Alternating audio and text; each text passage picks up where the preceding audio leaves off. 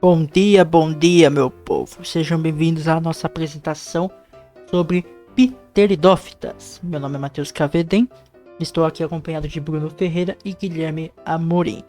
Então, já começa aí com o Bruno para ele explicar pra gente o que é Pteridófitas e vamos pra frente.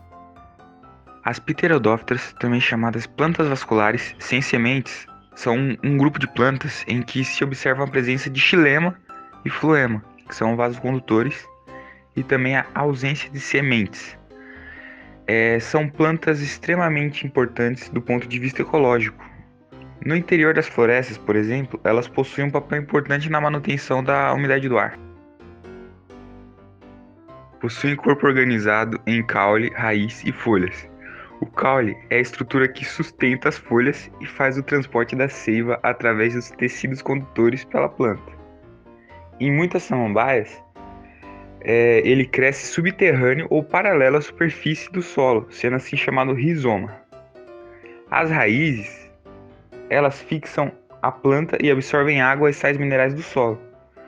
Em geral são subterrâneas, mas algumas são aéreas e crescem fora do solo. As folhas são laminares, com células ricas em cloroplastos, cuja função é fazer a fotossíntese, processo pelo qual são elaborados compostos orgânicos, especialmente açúcar. As pterodófitas são plantas que possuem o xilema e o floema como tecidos especializados na condução. O surgimento desses tecidos foi possível graças ao surgimento da lignina, que garante resistência aos elementos do xilema e células do esclerequima. Nessas plantas, observamos uma alternância de gerações na qual o esporófito destaca-se por ser a geração dominante. O esporófito, nesses grupos, é maior e também mais completo que o gametófito. Nessas plantas, observa-se a necessidade de água para que a fecundação ocorra. Isso deve-se ao fato de que os gametas masculinos são flagelados e precisam nadar até o gametófito feminino para fecundarem a oosfera, que é o gameta feminino. Também observa-se a presença de raízes, caule e folhas verdadeiras. Nesse grupo encontramos Lycopodium, Selaginella e Isóteas. É uma divisão de plantas vasculares do reino Plantae. Possui de 10 a 15 gêneros e aproximadamente 1.290 espécies. É a mais antiga divisão de plantas vasculares que ainda existe. São plantas que podem ser aquáticas, de caule subterrâneo e suculento, e são heterosporadas.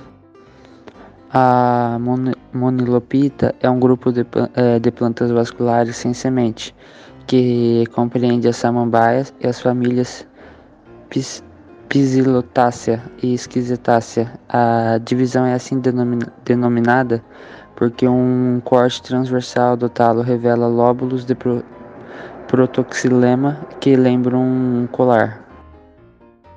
Muito bem, chegou a minha vez. E eu vou começar falando dos representantes das Pteridófitas. Os representantes são aqueles indivíduos do grupo que são mais lembrados, seja por conterem o maior número de características comuns do grupo, ou simplesmente por terem um impacto cultural, tipo quando você pensa em fungos e você formula quase que instantaneamente a imagem de um cogumelo, ou aqueles mofos que aparecem nas paredes e pães.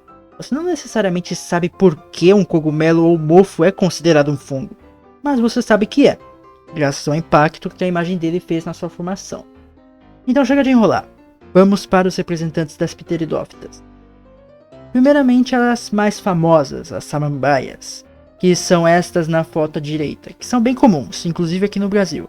Acho que todo mundo tem memória de vê-las na casa de alguém ou até mesmo possui uma delas, como é o meu caso.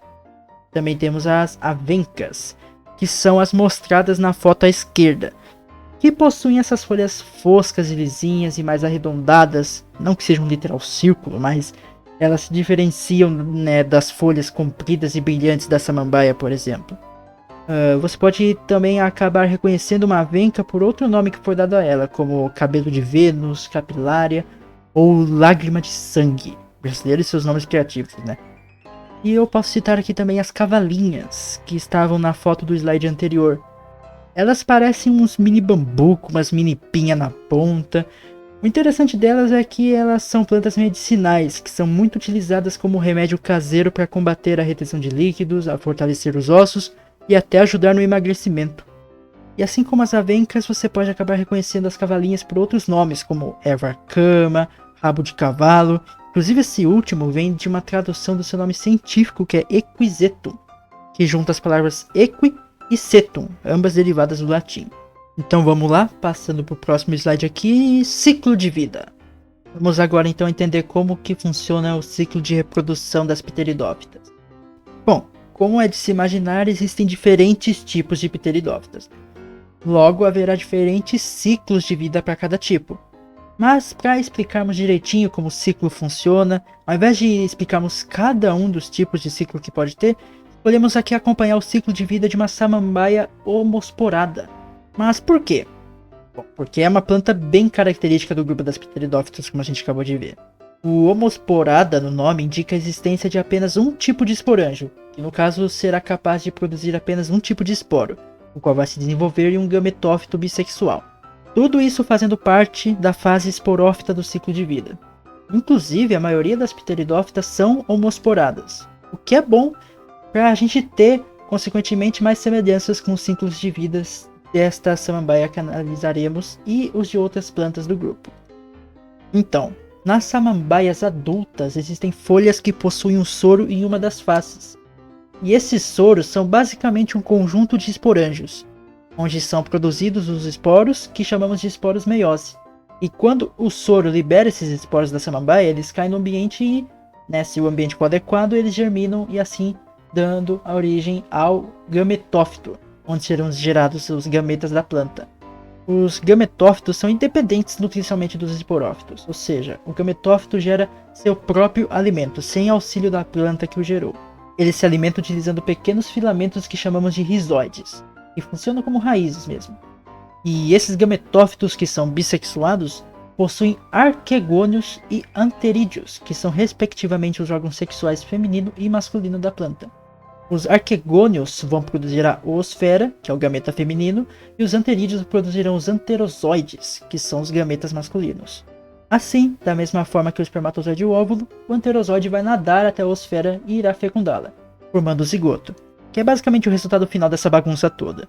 Inclusive, este trecho da reprodução é o que torna as pteridófitas plantas que dependem da água para se reproduzir, já que sem a água o anterozoide teria que voar até a oosfera, o que é um pouquinho provável sim. E por fim, o zigoto vai se dividir, e com o tempo se diferenciar do gametófito em um esporófito adulto. E o gametófito, coitado, vai ter um fim triste ao se desintegrar quando este esporófito se fixar no solo já com suas raízes próprias. Então, a partir daí, o ciclo se repete. Uma coisa interessante de se falar é que os órgãos sexuais do gametófito, os arquegônios e os anterídeos, amadurecem em épocas diferentes, o que dá em a maioria das pteridófitas nascerem graças à fecundação de gametas produzidos em gametófitos diferentes. Então, enfim, passando o slide aí com elegância, vamos para as diferenças entre as briófitas e as pteridófitas. As briófitas e as pteridófitas possuem certas semelhanças, o que pode levar a algumas confusões, mas os dois tipos de plantas não são grupos diferentes à toa. Então aqui fizemos uma tabelinha com o que as briófitas e as pteridófitas possuem, considerando as características principais de plantas em geral. E bom, novamente, existem muitos tipos de pteridófitas e também de briófitas. Portanto, selecionamos aqui como exemplo para cada grupo dois de seus principais representantes. Para as briófitas escolhemos os musgos, que são os senhores que estão aí na imagem, e as hepáticas. E para as pteridófitas escolhemos as samambaias e as cavalinhas. Então vamos lá. Vasos condutores. Bom, as briófitas elas não têm, mas as pteridófitas têm. A raiz a mesma coisa, ausente nas briófitas, mas presente nas pteridófitas. E o mesmo vai se repetir para o caule e para as folhas. Porém, com a questão das sementes, as duas têm a grande característica de não terem sementes. E o mesmo vai se repetir para flores e frutos.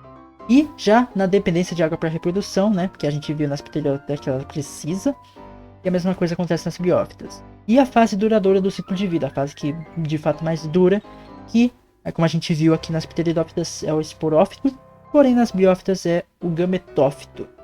Com esta tabela, percebemos que as duas plantas têm mais diferenças do que semelhanças. Mas então por que se confundir? é que a única diferença que é muito fácil assim de se notar é a ausência de folhas, que no caso é unicamente das briófitas. Porque podemos ver que outras características que são bem aparentes em ambas as plantas são iguais, como a ausência de sementes, flores e frutos, além de que ambas precisam de água para se reproduzir. Então a confusão pode sim existir, mas com a ajuda dessa tabelinha, agora tudo fica mais claro. Então vamos lá, passando para o último slide, que é basicamente o resumo do que a gente aprendeu aqui. As pteridófitas são o primeiro grupo de plantas a apresentar xilema e floema. São encontradas mais comumente em ambientes úmidos. Não possuem flor, semente ou fruto. São plantas que dependem da água para a reprodução, uma vez que apresentam pterozoides que necessitam nadar até a osfera. E a sua maioria é homosporada. Pteridófitas atuais estão agrupadas em 2 filos, Lycopodiophyta e Monilophyta. Diferem-se das briófitas por serem vasculares, apresentarem raiz, caule e folhas e possuírem a fase esporofítica como dominante. E temos como representantes, os principais exemplos, samambaias, cavalinhas e avencas. Então é isso, essa foi a nossa apresentação, esperamos que vocês tenham gostado e obviamente aprendido alguma coisa sobre pteridófitas. E é isso aí, valeu pela atenção, é nóis.